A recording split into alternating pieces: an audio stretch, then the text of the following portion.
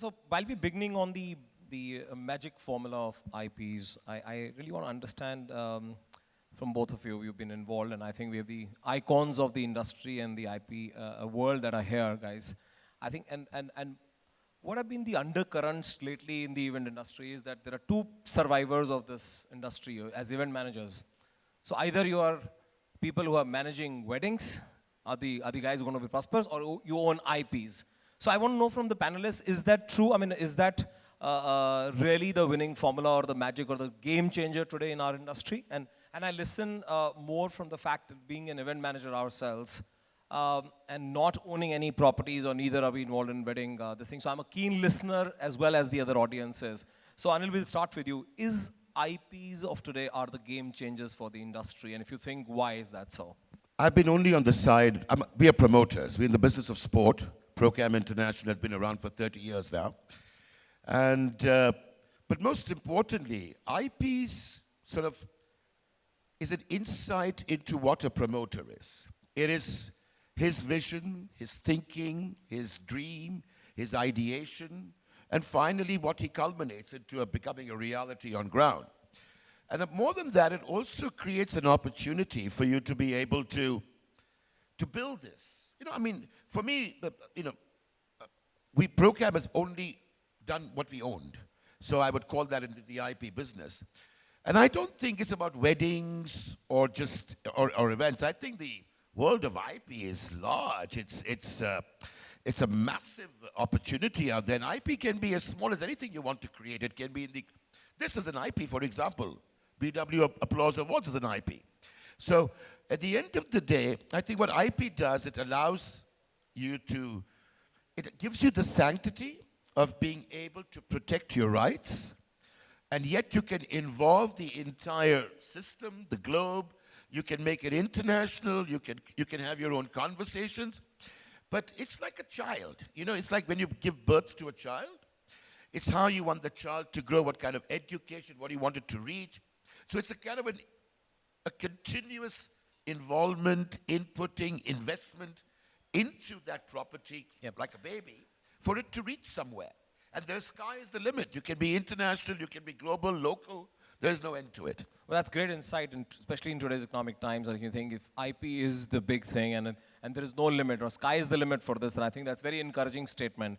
But tell me, you started the runs about 17 years back when we were talking about it. Why did you choose? Either you're looking at game at that point, the games or the sport was the religion was cricket at that point of time, right? So how did you think of this IP? And I think that's a message we want to put across as well, that why and how you choose an IP. You know, I mean, why it was a run taken at that point. Go back about 17 or 20 years back, I think there were hardly any runners or athletes in the country. So why did you choose that? Look, I think, so Procam never really did mainstream sports like cricket. Procam has been credited to build the squash revolution, the volleyball revolution, the rugby revolution that's taken place. We've come from 179 in the world to 76, you know, from being in Asia in 27. So the idea was, for me, just like doctor says, you know, if it's not engaging, if it doesn't sort of turn you on, cricket didn't turn me on, because every system was there already in place for it to get the support it needed. But so we went into all different sports, and being a sportsman myself, I played rugby for India, was 13th in the country in tennis. So that was my world. And running was a very different conversation, because I was a guest at the London Marathon. And at the London Marathon, what I saw was something quite surreal. You know, and I realized the power at that time between participative sport and spectatorial sport. And if you look at the difference between the two, spectatorial sport is what unfolds in front of you, what you're watching a match, and there's a winner and a loser.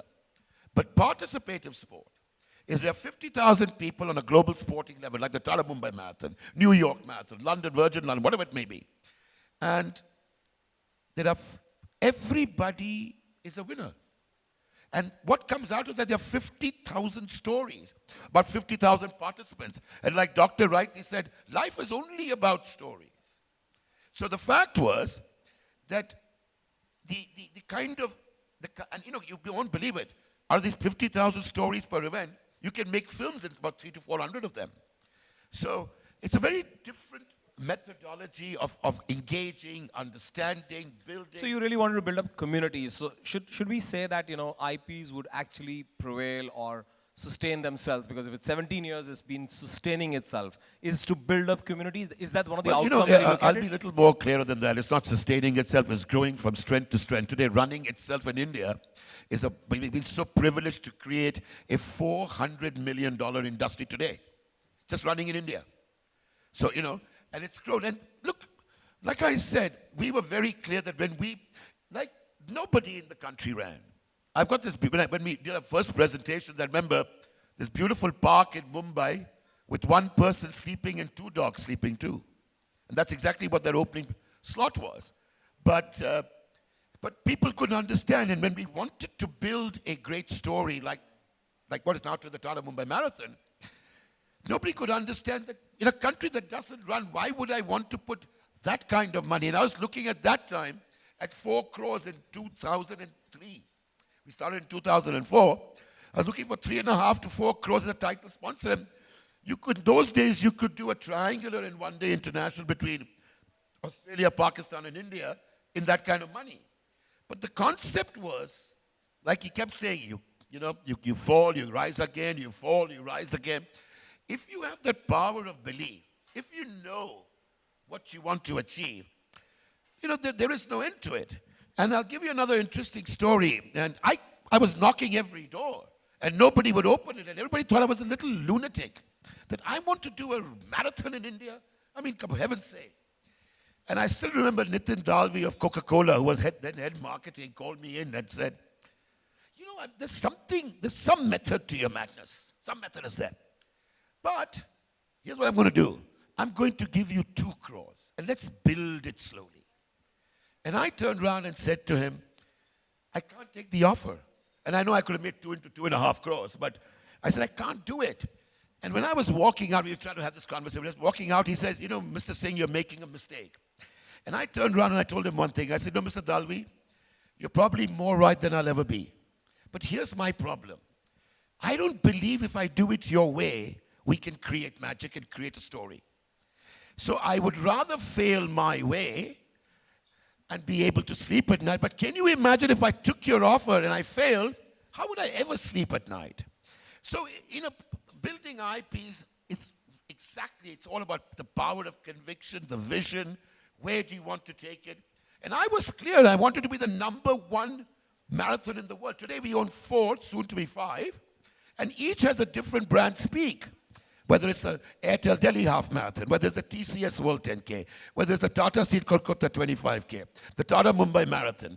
And between all these, and out of the 46 events in the world that are gold label, we own 3 of them, soon to be 4 gold label. So it's all about what you believe in, you understand the mapping, you understand what you want to achieve. I think I've spoken too long. I'm going to give Nanni a opportunity. So Nanni, tell me, what kind of IPs are you into, and where do you see the growth?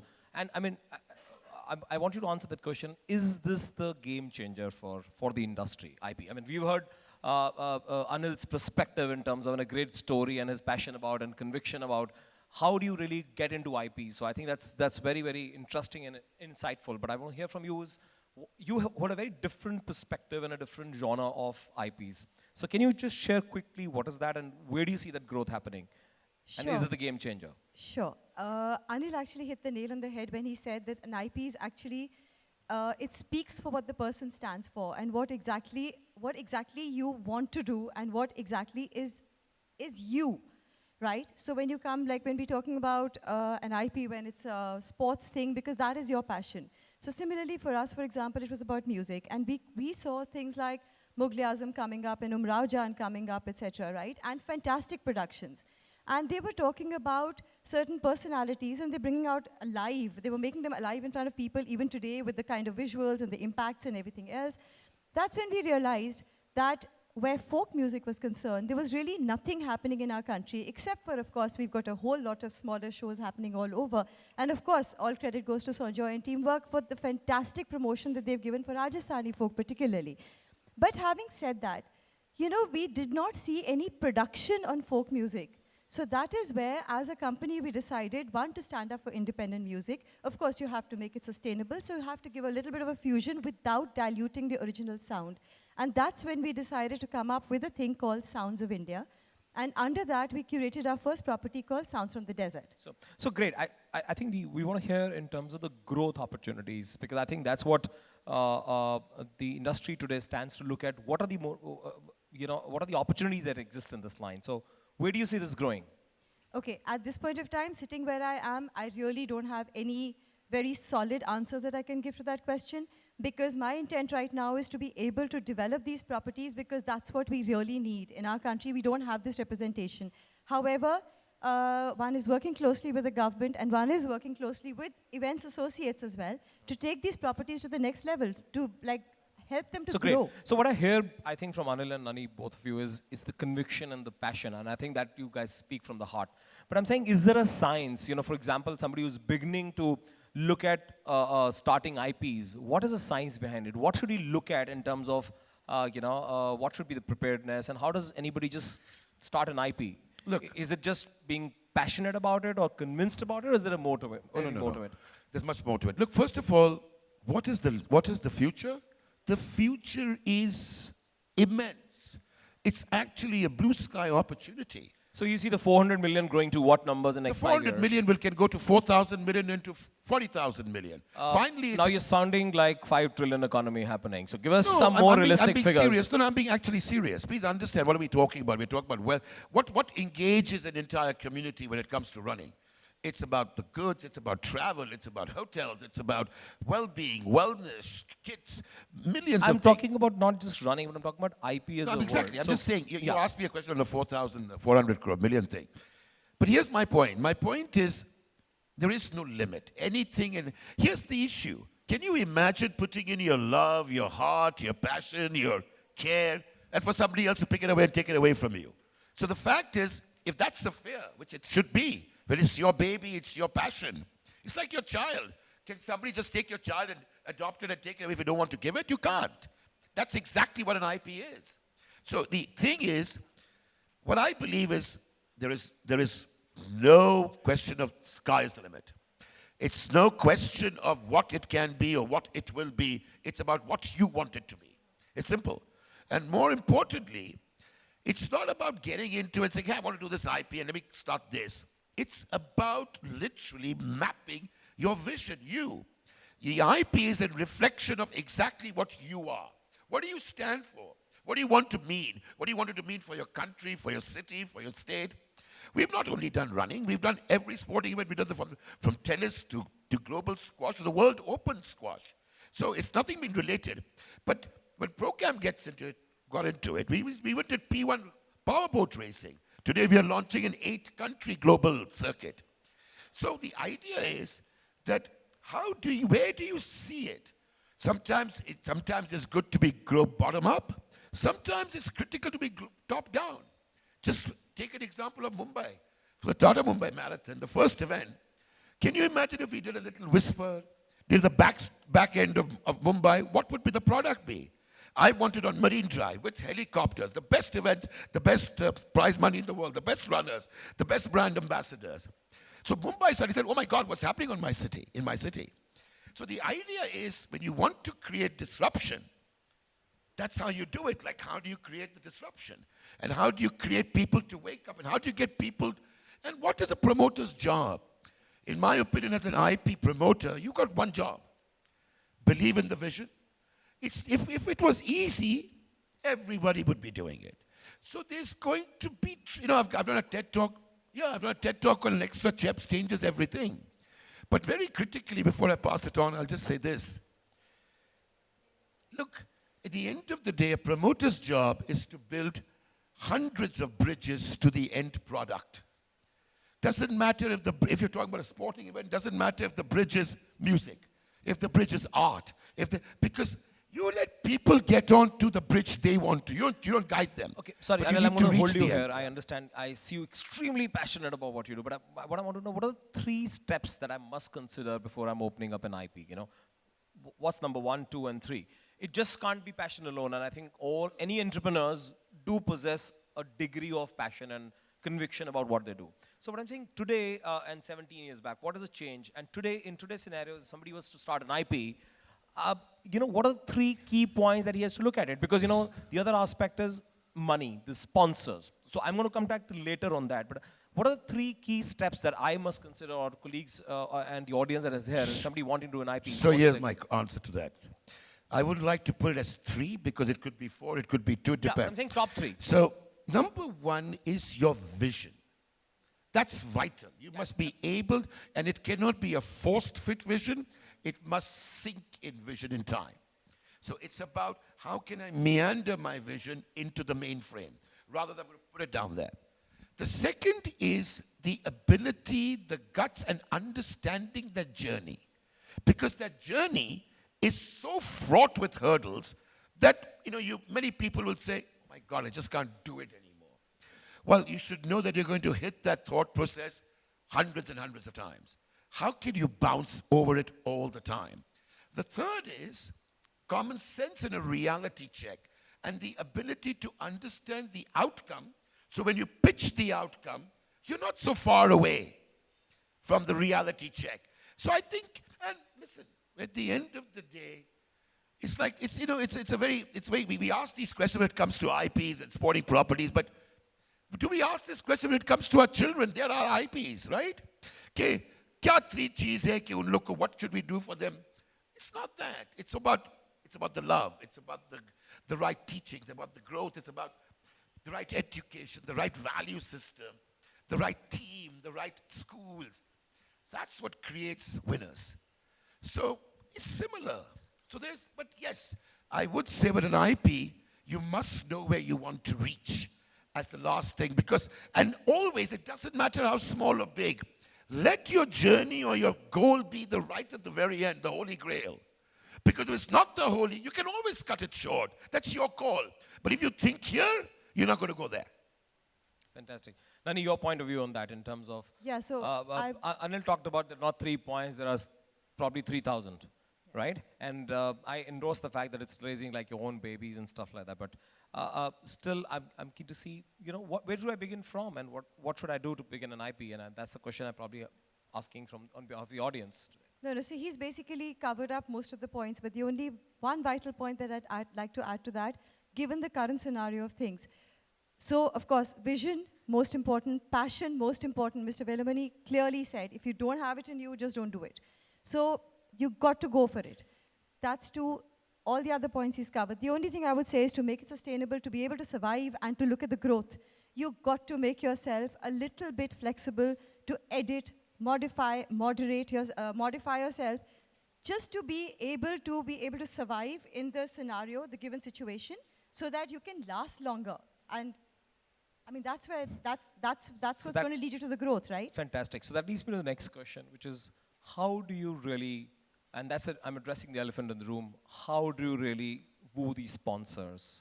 I mean, today it's not about just having, gold sponsors or the main sponsor, but I think it's much more deeper engagement. So what is the formula for that? And how do you woo your sponsors that are putting the money behind the entire title? Okay, in our case, I will speak specifically for that. Mine is not a kind of an event where I have like an Arijit Singh concert and you have like, you go to a corporate and say, okay, 15,000 people coming, so there's like a massive branding opportunity. Mine is a very niche segment. So in that, I have to speak to a corporate to say, okay, do you want to be associated with this particular product? What is the product? We are consolidating and bringing forward the folk music of our country in an undiluted form. Would you like to stand up with us for this? So that is where, and I have to happily say this today, I've had some really good corporates getting associated with this. And in fact, just recently we've got one more on board, which is helping us develop our next property, which is Sounds of Pulkari, which is on Punjab now. So, I mean, it's not that people don't want to do it, but obviously every corporate, it is a huge challenge. I have to say that. It's a huge, huge challenge. To get people get convinced on music or folk music primarily, because everybody wants to go in with a big name and, something that's going to give them like a 15,000, 20,000 visibility. Good. Tell me something, one example or story in terms of what different did you do which the others haven't done for a sponsor that you probably kind of believed in you. So one little story that really made the difference when you were pitching to the sponsors? Okay, I'll tell you something which happened pretty recently, how we got the new sponsor on board. I'm not going to name them, of course. But literally, I'd been connecting with a lot of them for our IP and trying to explain to them exactly how, because, I mean, why did we choose Rajasthan? I have to share this little bit piece with you. Rajasthan was a big challenge for us because you've got so much of Rajasthani folk music all over the country and across the globe. And there are loads of people who are encouraging Rajasthani musicians today. But the thing was that we just felt that per se, there was no big, complete production. And why we chose Rajasthan, because one, it's popular, people know about the instruments, but what is the detailing of the instruments? Do you really know how a kartal can sound or how the details of a bhapang? Nobody knew that. Sorry, I'm saying, I want to know, what really did you do as one incident where the sponsor said, yeah, that's the great value for money, and I took a right decision with coming with this niche that you have created for yourself? So because I'm trying to get a cue in terms of how do you really influence a sponsor into kind of marrying? Because I think there are no one-night stands in sponsorships anymore. Not at right? all. None of the brands want to really relate to you for a one evening or a 1 year stand. People are looking at longevity, and they need to get the ROI that they're spending. So what is that one incident that you can exemplify that really got the cementing done with your sponsor? Okay, so like I was just saying about the recent one only. So after we explained to them exactly what we were doing, and the major thing was the reach, because this was something that others were not doing, was whether you're exchanging information about the instruments, you're creating a little BR property where people get to know more about it, you're reaching out to a larger audience group, and of course, again, like I said, it's a niche piece, so they were interested in taking it on for their own audience and their own clients, the senior clients of their particular company. And I felt at least somewhere we had made a penetration. So for me, being so new in the industry, I can say that that was my big achievement in just a year. Good. So Anil, my next question to you. You know, the first time when you May I just answer a little bit about the sponsor thing? Yeah, please. So, first of all, there's a huge difference between sponsorships and advertising. Advertising is the right to choose. Sponsorships is the right to connect, right? The big difference, especially sports sponsors, or music, or anything for that matter. I don't like them. I never call them sponsors. I call them partners, because that's exactly what they are. If you don't have good partners, you don't have a good property, you don't have a good story, you don't have a good thing to tell. So, most importantly, there is nothing, today branding is not the answer to sponsorships. In fact, branding is absolutely, in many ways, irrelevant. I wouldn't call it irrelevant to the point of view to make it irrelevant, but it's irrelevant from the vision point of view. So sponsorships are about how you can weave the fabric of your story, which is not our story, the partner story, or the partner product, into the DNA, into the fabric of the event. So when I think of, and that event is, obviously if I'm as a consumer there, it's because I want to be there, right? So the fact that I want to be there, if you can weave yourself into the DNA, what does sport gives you? Sport gives you loyalty.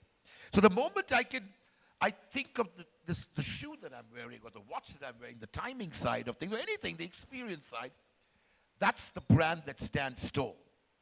So to me, sponsorship is only the opportunity to partner it. The biggest problem in India that promoters face, and something we face too after 30 years in the business, but we keep pushing. Today, by the grace of God, we are privileged to be able to tell sponsors, or partners, sorry, no, I don't want you as my partner, and I mean that. You might find that hard to believe, but I do that.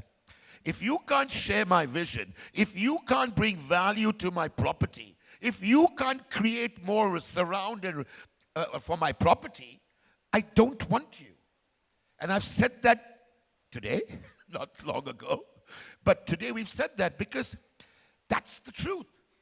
You can't have today, just for you to know, our four running events, Tata Mumbai Marathon is the 6th largest event in the world. It's a full marathon. The Airtel Delhi Half Marathon is the #1 half marathon in the world. You just said, you do not consider a partner who does not bring value. So Yes, let me reverse the question. How are you bringing value to that partner? That's easy. Yeah. And that's exactly what I was getting into right now. So the TCS World 10K is the #1 World 10K. as the Kolkata 25, Tata Steel Kolkata 25K is the third largest 25K in the world. So if you look at it, we have leadership statements all over the world. All 4 events have different 4 positioning. They're not a Me Too. You understand that? Now, collective ROI done by the sponsor, by the partner methods in how they want it to be verified and how they want it to be valued is 1,150 crores is what our 4 events bring to the table in terms of an ROI. Now, why would I allow a partner to piggyback on a 1,100 crore ROI system if he's not going to make it 1,103? I don't need him because I don't want him to piggyback without giving value to the storyline that we've created. People who've been partnering us for all these years and ages have built that story with us. So the idea is, if you're coming pleasure, bring in value. I'm not talking about money, bring in value. And the biggest myth that we need to get over is the fact that partners come in and they spend 10 rupees on a sponsorship, and then they spend a rupee, 2 or 3 on activation. That is the stupidest thing in the world a partner sponsor can ever do. If he is not willing to spend 20 rupees on a 10 rupee sponsorship, he's in the wrong system, in the wrong business, of wrong sort of spending of money. Because that's what sponsors, it's not like, then advertise, take that 10, put on a network. So the entire surround and the if it's not 2 to 1, we don't get 2 to 1, we struggle to get 1, but our numbers are big. Our numbers are big.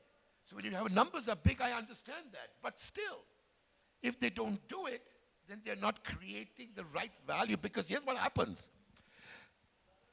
We are a platform, right? We can do so many things. But many things, and that's why we are very clear, all our partners are critical to the That's another thing which is very important for sponsorship and partnership.